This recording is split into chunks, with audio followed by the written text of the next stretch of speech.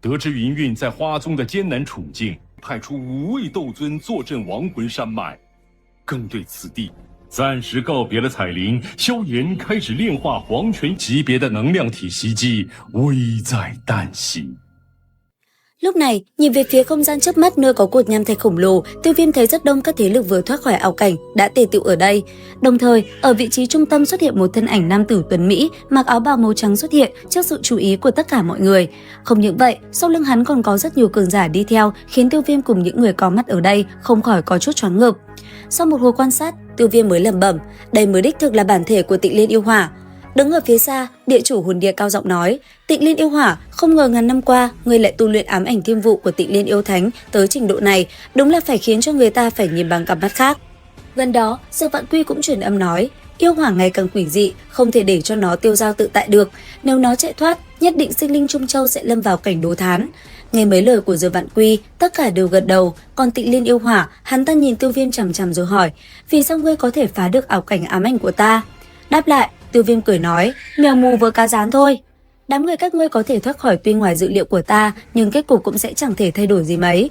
Nói rồi, Tịnh Liên yêu hỏa liền phất tay, một luồng chấn động vô hình lập tức khuếch tán, thông đạo để trở ra bên ngoài, liền biến mất.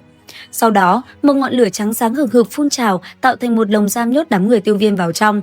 Đến đây, 8 người Tiêu Viêm tụ vào một chỗ, nghiêm trọng nhìn xung quanh, nhiệt độ của dị hỏa cao đến mức ngay cả Tiêu Viêm cũng phải biến sắc. Thấy thế, Dược lão nghiêm trọng nói, nó muốn luyện hóa toàn bộ chúng ta. Thực lực của Tịnh Liên yêu hỏa hiện tại chỉ sợ đã đạt đến ngưỡng ngũ tinh đấu thánh rồi, thêm vào năng lực kỳ dị của dị hỏa, cho dù có đối mặt với lục tinh đấu thánh cũng đủ sức đánh một trận. Nghe vậy, mọi người ai nấy đều biến sắc, thế nhưng cùng lúc đó, ở phía sau lại đột nhiên vang lên những tiếng nổ trầm thấp. Đám người Tiêu Viêm vội vã quay đầu lại, họ liền trông thấy một bóng người nổ tung. Dần dần, theo sức nóng của dị hỏa tăng lên, càng có nhiều người phải bỏ mạng. Đứng trước nguy hiểm, một người trấn an nói, cẩn thận, Tịnh Liên yêu hỏa quá quỷ dị, có thể lấy nhân tính làm vật dẫn hỏa thiêu thân. Nghe được lời cảnh tỉnh, những người còn lại vội vàng áp chế tâm tình lấy lại bình tĩnh.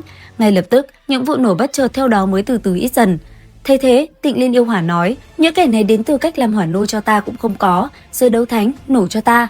Âm thanh của nam tử kia vừa dứt, khắp nơi liền lâm vào hỗn loạn, từng tiếng nổ của cơ thể không ngừng vang lên trong mảnh không gian này.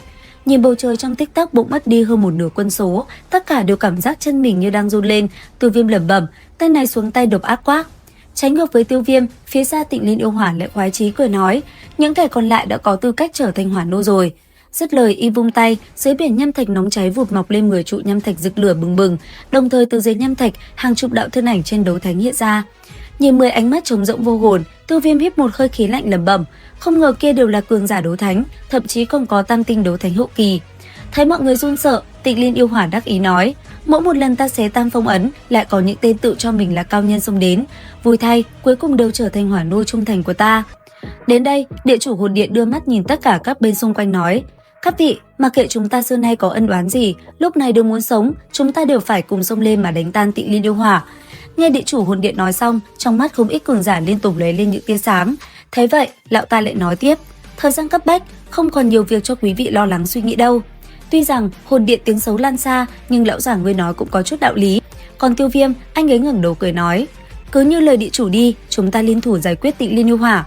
Nhìn thấy Tiêu Viêm đáp ứng một cách sảng khoái như vậy, địa chủ hồn điện vui mừng nói, đã như vậy, những vị bằng hữu là tứ tinh đấu thánh, hãy cùng ta xuất thủ giải quyết Tịnh Liên yêu hỏa, còn đám hỏa nô thì xin để cho những người khác ra tay. Được, đám hỏa nô đó cứ giao cho ta.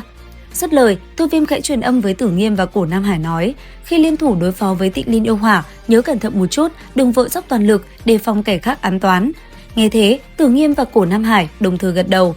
Còn gần đó, bất ngờ Tiêu Thần khàn giọng nói, Tiêu Viêm, ta không thể tham gia vây công Tịnh Liên yêu hỏa được. Tiền bối, ngài không cần phải ra tay đâu, mọi việc đều được con lưu ý trong lòng cả rồi. Nghe Tiêu Viêm nói xong, Tiêu Thần cũng yên lặng gật đầu, lão vốn không phải là kẻ nhiều lời, còn là tộc nhân duy nhất mang huyết mạch đặc biệt của họ Tiêu ở đây hôm nay. Cứ yên tâm, ta sẽ dốc toàn lực để bảo vệ con, thiên phú của con như vậy, quả thật hơn ta rất nhiều. Họ Tiêu có một người như con, đã có hy vọng trấn hưng rồi. Trước kia ta từng làm quá nhiều việc lỗ mãng, khiến cho người trong tộc vì ta mà gặp biết bao phiền toái. Hôm nay, trời ra cho ta cơ hội này, ta thể đem tất cả mà cống hiến cho Tiêu tộc, dù mất đi cái mạng này cũng không hối tiếc. Lời của ông vừa dứt, cùng lúc này, khi Tiêu Viêm còn đang âm thầm tính toán, địa chủ hồn điện đã bước lên hư không, thân hình lay lộng liền hướng về phía Tịnh Liên yêu hỏa.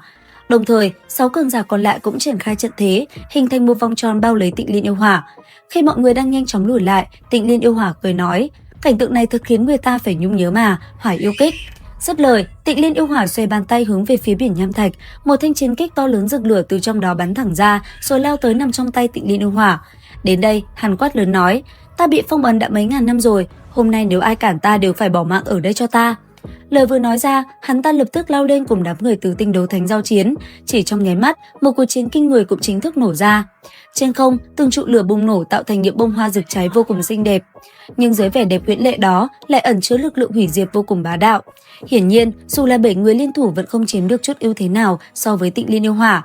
Chẳng những vậy, chỉ sau những phút đầu tiên giao chiến, thậm chí có vài người đã bị nó đánh bay ra xa. Vừa đánh, Tịnh Liên Yêu Hỏa vừa cười lớn, đồng thời trên miệng hắn đắc ý nói, chỉ là lũ kiến hôi nhãi nhép.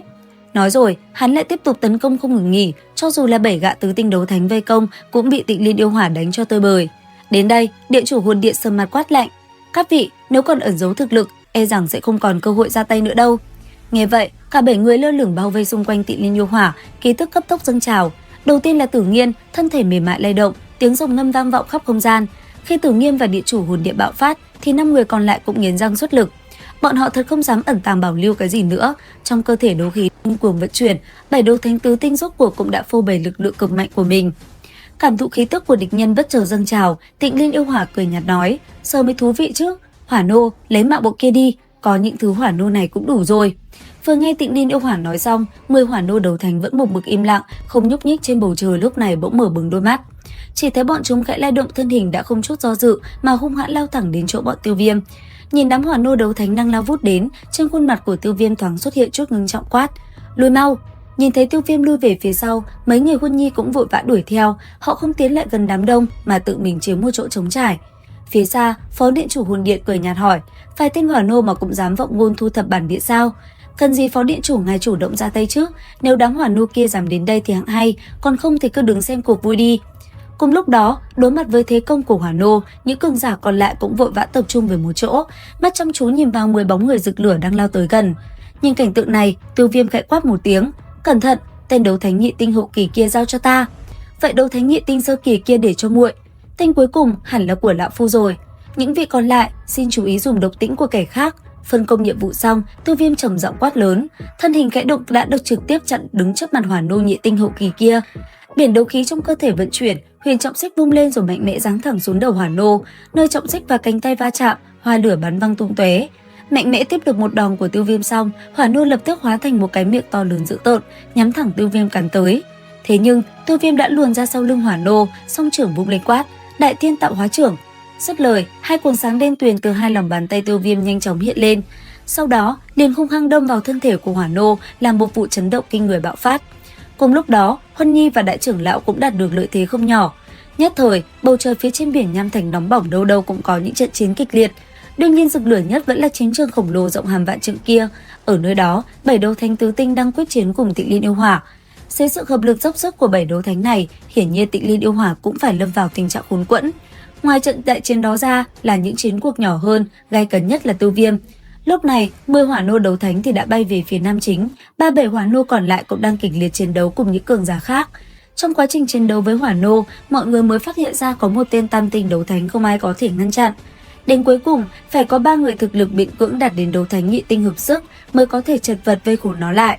Còn Tiêu Viêm, lúc này anh ấy đang cùng với mấy tên hỏa nô giao chiến rất ác liệt. Vừa chiến, Tiêu Viêm vừa lẩm bẩm, dựa theo những văn chú linh hồn ta thấy trong đầu, liệu ta có thể giành được quyền khống chế đám hỏa nô này không? Nghĩ đến là làm, Tiêu Viêm bèn lựa thời cơ mà chuyển thân xuất hiện trước người hỏa nô và thử một lần, ấn ký trong tay liền sáng lên. Sau đó, anh ấy liền đánh nó lên người hỏa nô, khiến nó bất ngờ khựng lại. Liệu rằng tiếp theo, cuộc chiến sẽ còn gay cấn thế nào? Theo dõi kênh YouTube Review 5 phút để biết thêm chi tiết các bạn nhé. Xin chào và hẹn gặp lại!